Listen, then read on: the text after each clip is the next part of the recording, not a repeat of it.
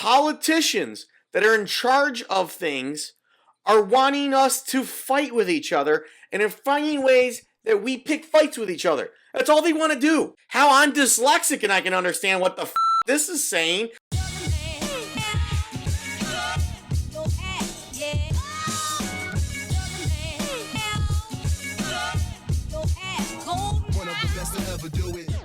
This is all I gotta say about this. This is unbelievable, and thank you to the guys that do pay attention with our Michigan legislative branch, that are there at the Hill, that are there at the Outdoorsman Caucus or whatever it's called. Thank you, Dan Kimmel in particular, Jim Ferguson, everybody's on the steering committees throughout the state. Thank you guys for doing what you do. And thank you to the fishermen that pay attention, that are not part of those committees, that voice their opinion and let us know online stuff's going on. This actually slipped through the cracks for me. I'm usually pretty good at watching for some of this stuff, but I've been pretty busy with work. But I seen this posted all over Facebook today, and well, it really pisses me off.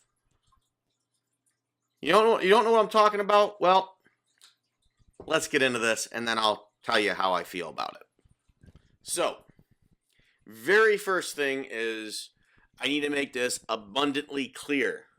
Neither of these House bills, 4361 and 4362, have been voted on or even read in the committees they were given to. So, in a way, that's good.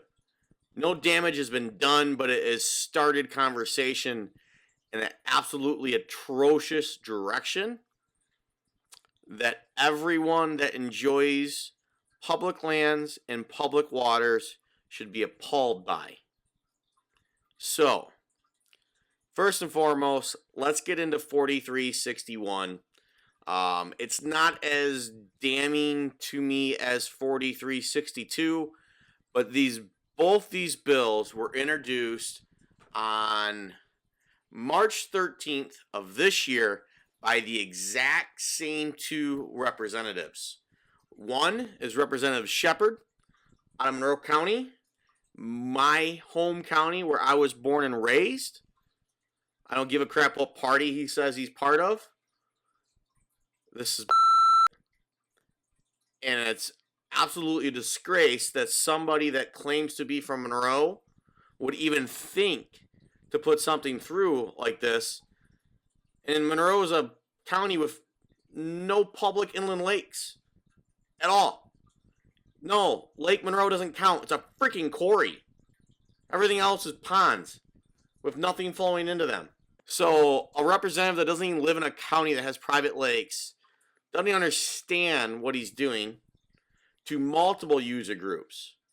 You bow fishermen, bass fishermen, walleye, muskie, pike, panfish anglers, all of us should be pissed off by what these two representatives are putting forward. The other one is Representative LaGrand.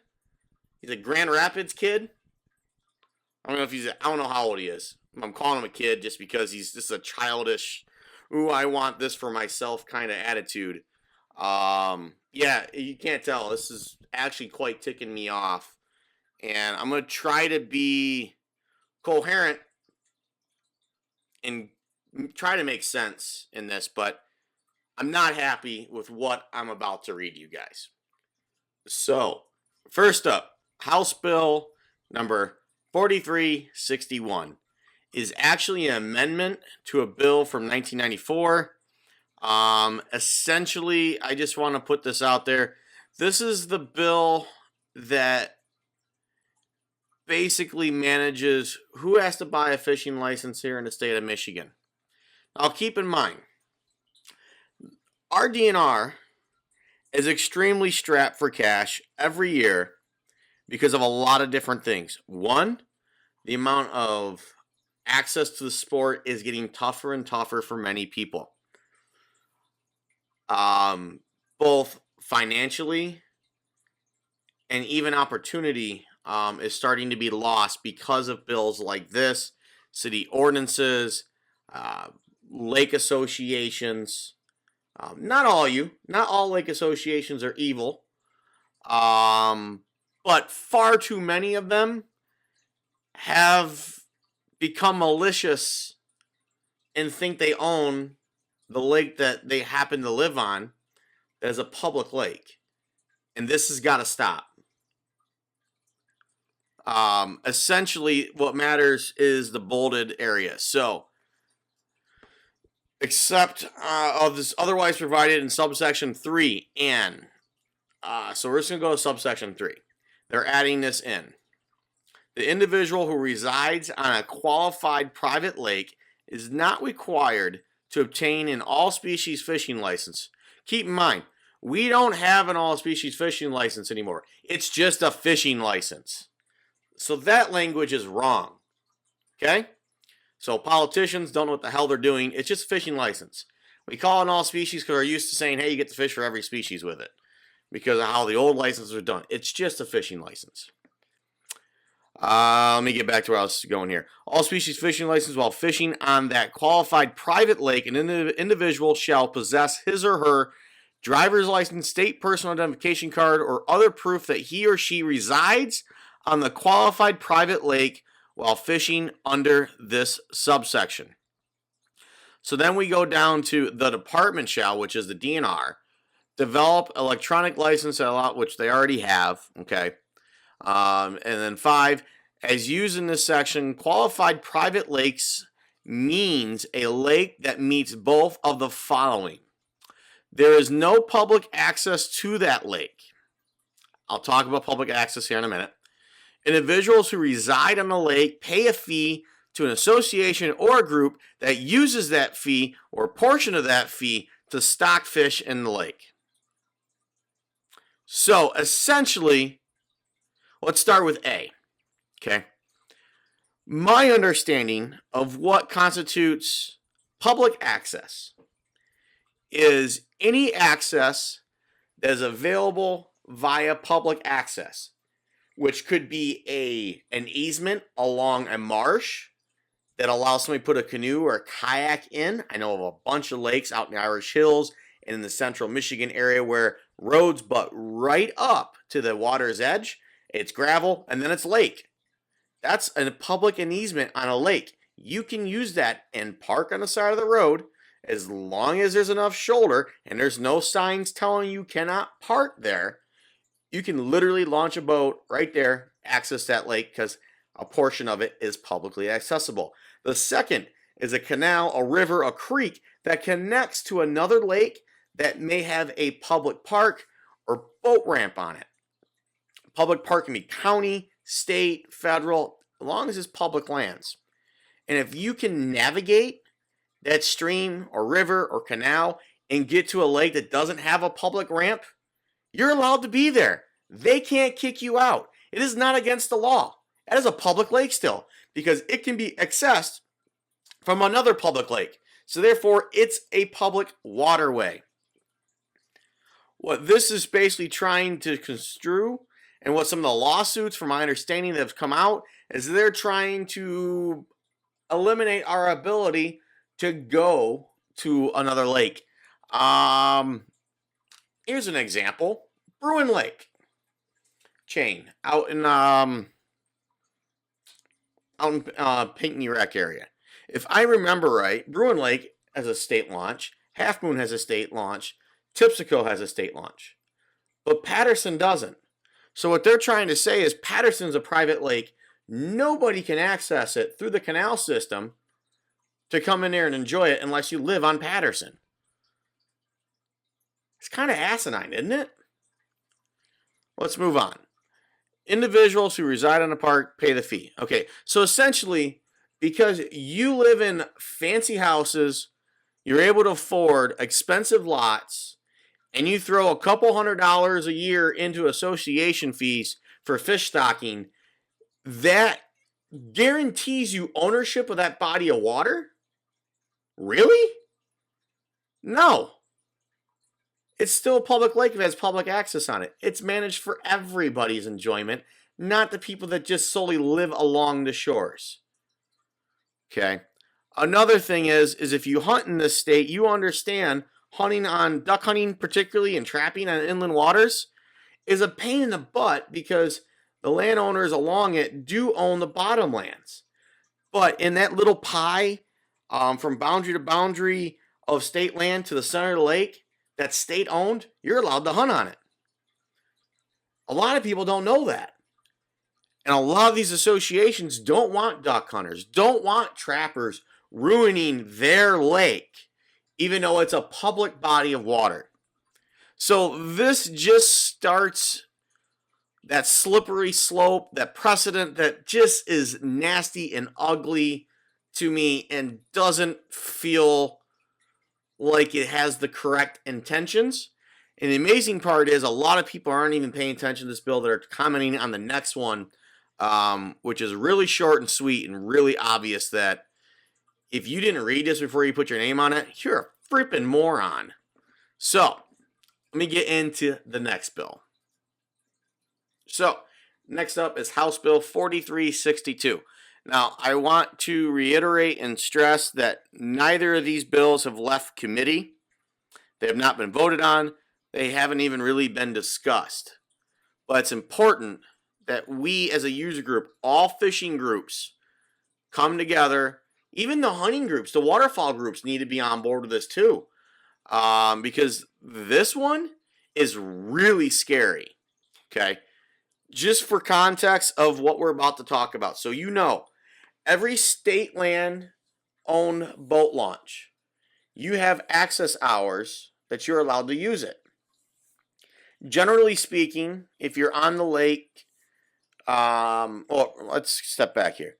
Generally speaking, all the ramps in the state of Michigan, you are allowed to use them from the hours of 4 a.m. to 11 p.m.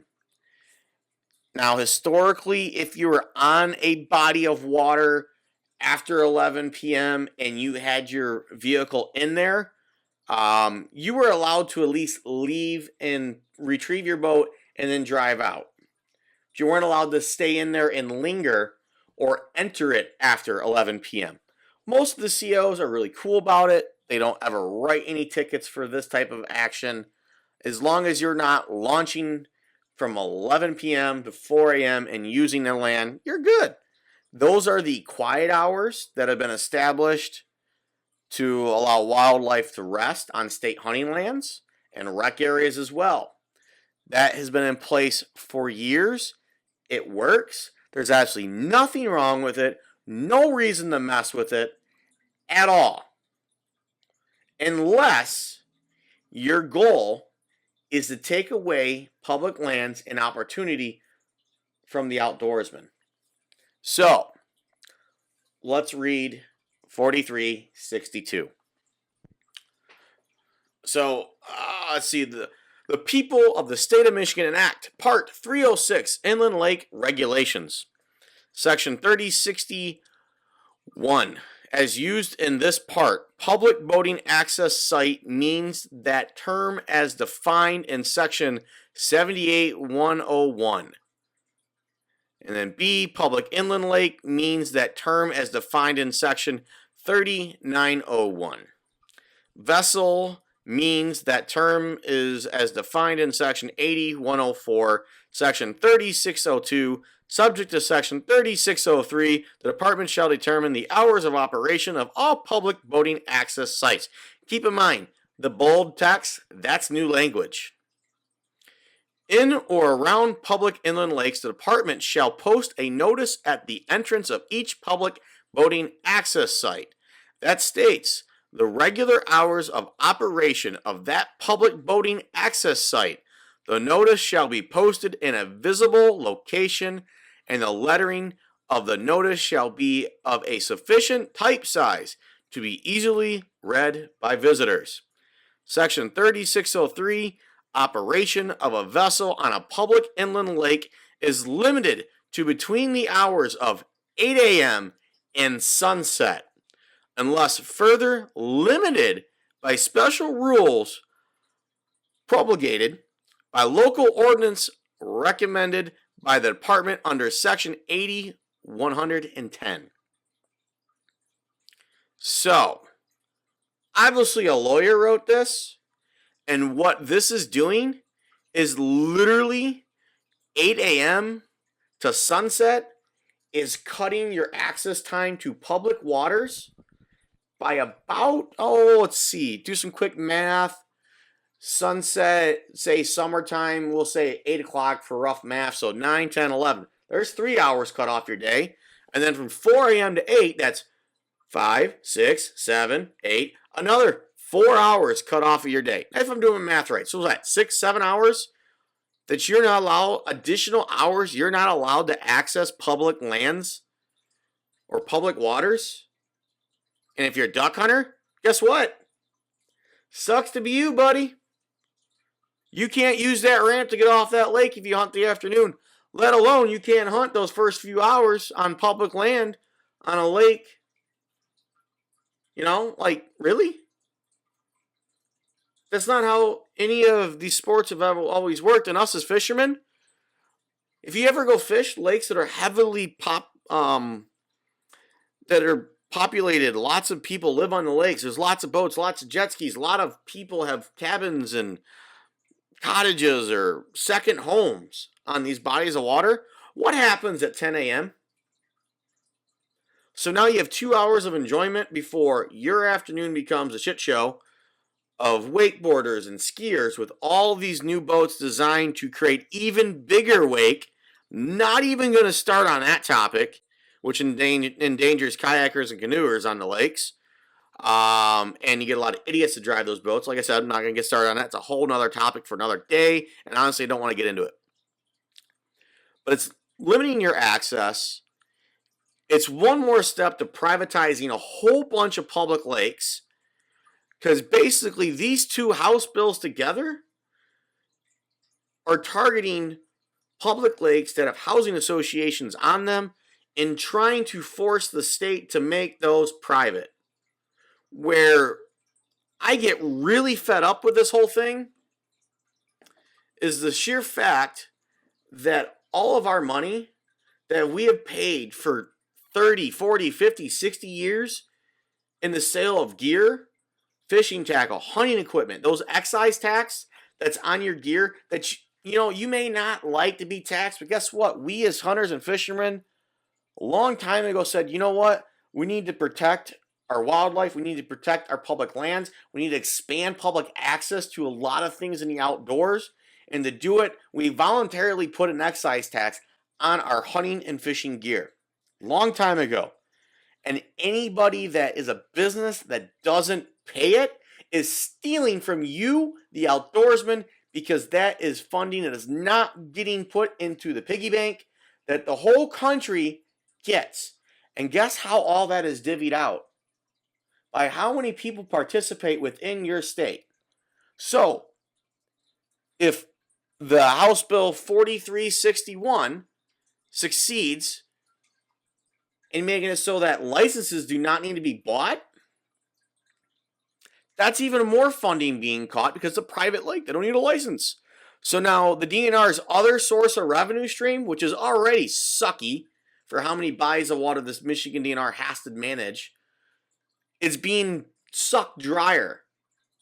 That pisses me off. Yes, we don't always agree with things that they do. Sometimes people that are in power forget that the DNR is not a place for politics. We're supposed to be managing our wildlife based off of sound science, not popular vote, not political outcry, not public, I just feel like this is going to be better without proof. Okay? That 4361 is pushing for more private waters, which means less funding for the DNR. 4362 is restricting your access to what is public. And if this does not piss you off as a hunter, as a fisherman, crawl back under the rock that you belong in, because I am extremely disappointed in you as an outdoorsman if this does not at least get you agitated and get your ears perked up and get you to pay attention. So, if you're like me and this really got you riled up, you need to reach out to David LaGrand. He's a Grand Rapids politician. I forget what district it is, like 80, I think, or 70, 75th House District. And the other guy, Jason Sheppard, who has the Monroe County District, which is District 56. Fun fact, David's from Ohio. That might explain a few things. I can't believe people in Monroe voted this guy in, and especially after some stupid legislation like this that came out, I just can't believe it. Now, the best part is, let me pull this up on my phone really quick. I'll put it up on the screen for you guys too. I seen somebody posted this. This is from Mr. Jason Sheppard. Okay. He goes, I recently introduced legislation that has caused some concern among boating and fishing communities. I would like to clarify my intent for House 4362. I observed over the years that many inland lakes have set their own hours through DNR rules for activities such as high-speed boating and water skiing. Now keep in mind, the ones that have done that are 100% private. Can't do it on a lake that's publicly accessible. As far as I know, as how I understand how local ordinances can't supersede state law. These activities are prohibited in many lakes from the hours of 6:30 p.m. until 10 a.m. the following day. Many of these rules were adopted in the mid-60s. Clearly, these hours do not represent today's families and their schedules. Actually, quite honestly, they do, because generally the people that are wakeboarding, skiing, tubing, don't hit the lake until 10 a.m. because it's warmer. They got out of bed finally. And also they're back off the water by time dinner hits. So they do accurately portray what that user group generally does. So Jason, you need to go visit a few more lakes other than probably the one you had a vacation home on that's got a homeowner ownership, because that's kind of how it looks like. It's got a homeowner association, and you just trying to make your rich buddies like you a little better that live on that lake. And this is he said, I introduced House Bill 4362 to allow for more time to enjoy on Michigan inland lakes. Unfortunately, the way the bill was written does the opposite. Please know that I am in the process of drafting alternative language to more clearly obtain my goal of making our state waters more accessible to all. You didn't even read what you put your name on. What are you doing? Both of you. I didn't even check the other guy's Twitter account to see if he had a public response to this. But seriously, as an adult who is in a position of power that is being given to him by the people that live within his district, keep that in mind.